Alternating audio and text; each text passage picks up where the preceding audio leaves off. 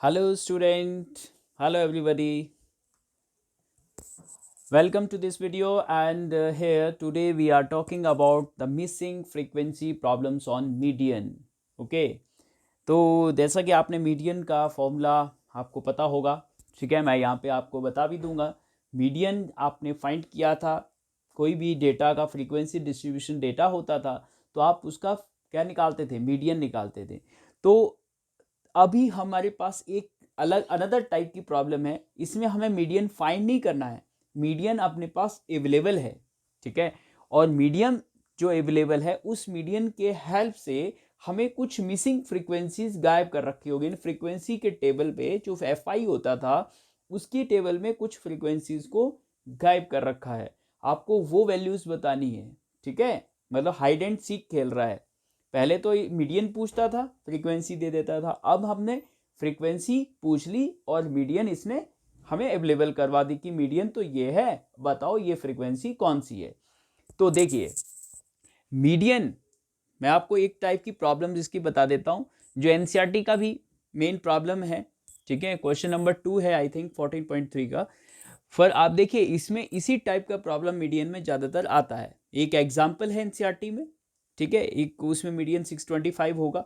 तो इस 14.3 से जस्ट पहले ही है वो एग्जाम्पल, तो उस एग्जाम्पल में भी आप देख सकते हैं और इस क्वेश्चंस को आप करेंगे तो वो भी आपको आ जाएगा नेचुरली। तो आपको करना कैसे होता है वो मैं आपको बता देता हूँ। जैसे एज इट इज़ हम मीडियन के क्वेश्चंस में करते थे, जैसे हम मीडियन निकालते थे वैसा वैसा करना है। देखिए यहाँ पे क्या है, median of given data is 28.5। आपके पास जो भी डेटा अवेलेबल है उसका मीडियन आपको पहले से इसने गिवन दे दिया 28.5, ठीक है। And find the values of x and y.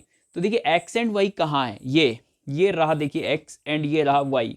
तो इसने क्या एफ आई फ्रीक्वेंसीज में कुछ दो वैल्यूज जो है यहाँ पे गायब कर दिया है ना, और उस वैल्यूज को हमें फाइंड करना है। तो फाइंड करना है तो भैया ढूंढो, कैसे ढूंढेंगे। तो देखो देखो क्या करते हैं हम, यहाँ पे इसने टोटल फ्रीक्वेंसीज जो है अवेलेबल कर दी हमें 60। मतलब 60 आपके पास क्या है बेटा, this is the sum of all frequencies, और ऑल फ्रीक्वेंसीज के सम को हम सिग्मा एफ आई भी बोलते हैं और एन भी बोलते हैं, ठीक है। फ्रीक्वेंसी जब हम मीडियन की बात करते हैं तब हम इसको के 60 को क्या बोलते हैं, एन, ठीक है। तो n means number of total observations या टोटल जो फ्रीक्वेंसी है उसकी बात हम कर रहे हैं। तो 60, ठीक है। तो यानी एन की वैल्यू तो यहाँ पे 60 है, ये तो हमें बात समझ में आ रही है। लेकिन एक और चीज बात समझ में आनी चाहिए कि अगर हम देखें बेटा इन सब का जो सम होता है वही तो 60 होगा, वही तो 60 होगा ना। तो हम क्या काम करते हैं, देखिए यहाँ से ये भी तो देख सकते हैं कि क्योंकि सिग्मा एफ आई यानी एन की वैल्यू जो है वो कितनी है यहाँ पे 60 है। तो एन की वैल्यू अगर 60 है तो it means 5 plus x plus 20 plus 15 plus y plus 5, ये सारा क्या होना चाहिए, 60 होना चाहिए। तो देखिए ये तो दो अननोन वैल्यूज हैं x और y, इन सब का अगर सम करेंगे तो x प्लस वाई तो पता नहीं क्या है, ये तो हमें नहीं पता x प्लस वाई।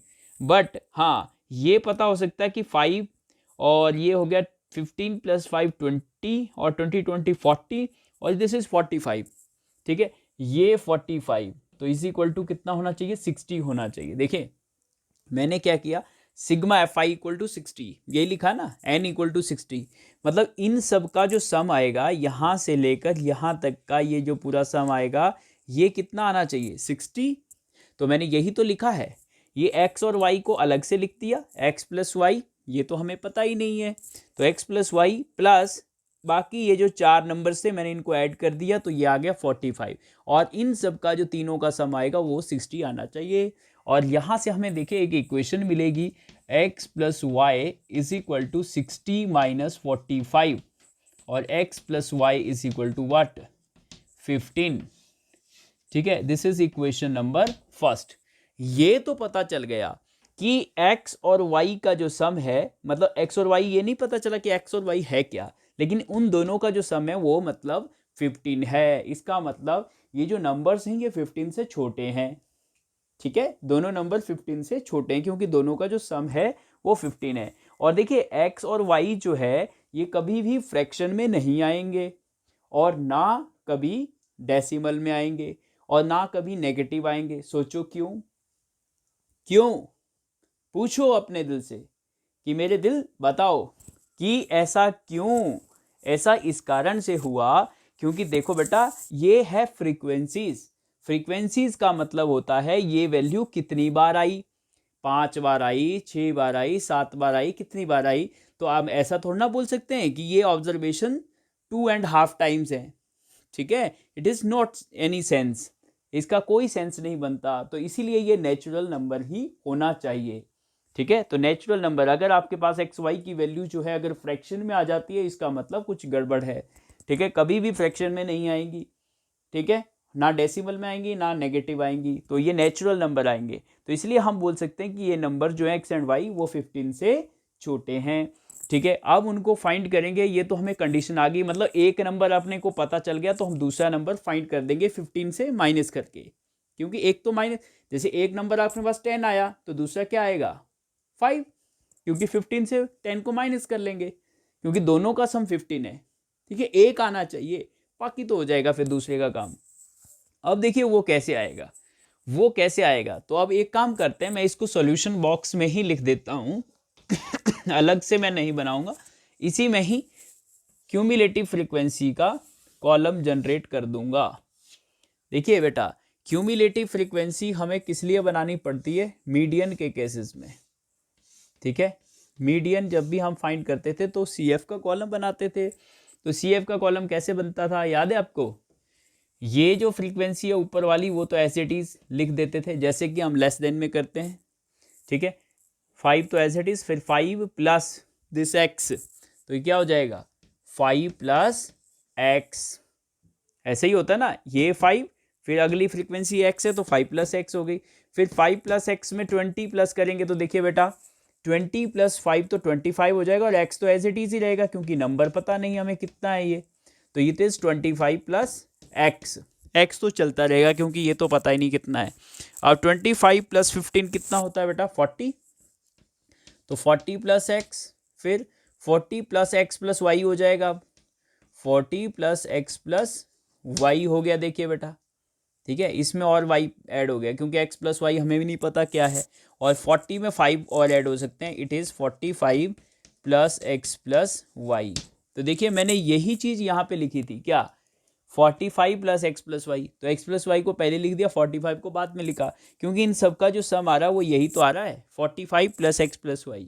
तो x प्लस वाई निकाला तो 45 को वहाँ माइनस कर दिया 60 से, क्योंकि इनका टोटल जो सम है ये किसके इक्वल होता था, इसके इक्वल होता था ना भाई। टोटल जो फ्रीक्वेंसी होती थी n की वैल्यू वो यही तो होती थी, ये वाली वैल्यू, तो ये n और ये भी n, तो इट मीन्स ये this should be equal to this one, और इसलिए मैंने यहाँ पे लिखा था, ठीक है। अब एक और चीज़ काम करना पड़ेगा अपने को, मीडियन का फॉर्मूला लगाना पड़ेगा, और मीडियन का फॉर्मूले के लिए आपको 5 वैल्यूज़ जो हैं वो भी याद करनी पड़ेगी कि क्या क्या याद निकालने पड़ती है। देखिए मीडियन क्लास कौन सी है, पहले तो ये बताएं। आपके पास n/2 तो आ जाएगा, n/2 कैसे आएगा 60 डिवाइड बाई 2, 60 डिवाइड बाई 2 कितना आ गया 30, क्योंकि n इज इक्वल टू 60 है टोटल फ्रीक्वेंसी, तो इसलिए इसका हाफ कितना हो गया 30 हो गया। अब मीडियन क्लास बताओ बेटा, मीडियन क्लास इज, अब बताओगे आप यार 30 आ गया n/2, मीडियन क्लास हम कैसे निकालते थे, n/2 को CF के कॉलम में देखते थे कहाँ आ रहा है, लेकिन यहाँ तो कुछ अटपटा सा ही लग रहा है। ये 30 जो है हम यहाँ पे कैसे देखें, हम कैसे बता सकते हैं कि इधर आएगा इधर आएगा इधर आएगा, क्योंकि हमें x की वैल्यू पता थोड़ना है बेटा, ठीक है। लेकिन अपने को इतना ज़्यादा दिमाग यहाँ पे नहीं लगाना है, क्यों? क्योंकि बेटा मीडियन तो प्रोवाइडेड है, कितनी है मीडियन 28.5, और आप देख सकते हैं 28.5 किस क्लास के अंदर आएगा, यस जैसा कि आप बिल्कुल सही आइडिया लगा रहे हैं, 20 और 30 के बीच में। देखिए दिस 28.5 जो मीडियन है वो हमारी किसके बीच में आएगी, 20 और 30 के बीच की वैल्यू है, तो इट मीन्स यही वाली क्लास जो है वो हमारी मीडियन क्लास होगी। क्यों होगी? क्योंकि हमारा 28.5 मीडियन है और मीडियन हमेशा मीडियन क्लास में ही आता है। ठीक है, तो मीडियन क्लास यही वाली होगी 22-30। देखिए इसमें एनर्जी वेस्ट नहीं किया हमने यहाँ पे, ठीक है, क्योंकि मीडियन तो खुद ही दे दिया। तो यहाँ पे ये ट्रिक है इसका सोचने का। तो मीडियन क्लास इज 22-30। अब देखिए 22-30 तो मीडियन क्लास आ गया। अब हमें एल की वैल्यू क्या आ जाएगी, L lower limit of median class that is 20। H कितना, एच भी 10 है, एच क्लास साइज अपना 10 है। ये जो गैप है देखिए सबका गैप जो है 10-10-10, ठीक है, 10 का डिफरेंस है, तो एच जो क्लास साइज होता है 10 हो गया। अब इसके बाद तीन वैल्यू आ गई n/2 एल एच। अब बच गई सी एफ एंड एफ। देखिए सी एफ क्यूमुलेटिव फ्रिक्वेंसी का कौन सी वाली आती है, क्यूमुलेटिव फ्रीक्वेंसी मीडियन क्लास से ऊपर वाली क्यूमुलेटिव फ्रीक्वेंसी। तो मीडियन क्लास की क्यूमुलेटिव फ्रीक्वेंसी है 25 + x। इससे पीछे वाली लेनी है, इससे पीछे वाली लेनी है, ये वाली देखिए ये वाली, ठीक है ये।